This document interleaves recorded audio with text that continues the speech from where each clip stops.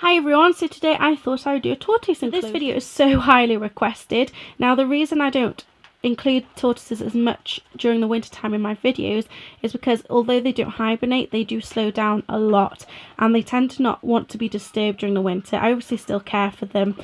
I feed them and clean them and keep them tidy and everything, but I try not to disturb them because they don't like it.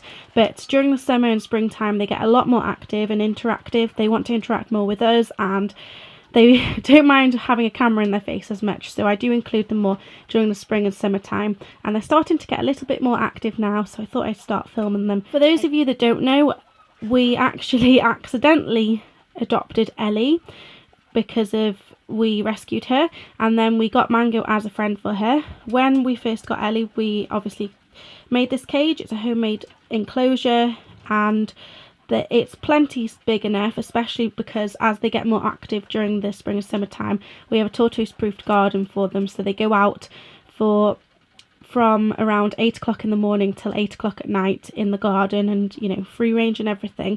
So they only use this really for nighttime and during the winter time, but they have grown quite a bit since we've built it. So eventually when I'm not living at home anymore, I want to make something much bigger for them and have something that has access to an outdoor area that they can access themselves.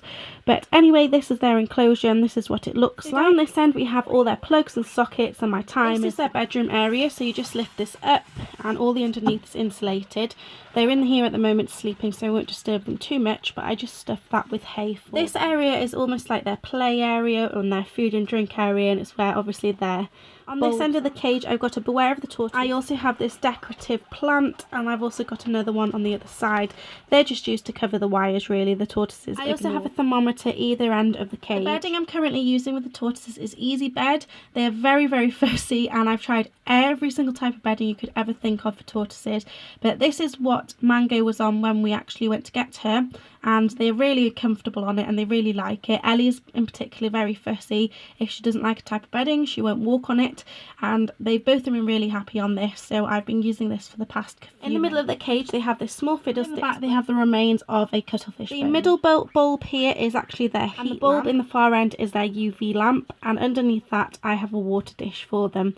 I did have bigger water dishes and the more heavier tortoise water dishes, but they didn't like them, and since using this one, it's a big dog dish, they've used it a lot more. And over in this end we have their food dish with the remains of their dinner.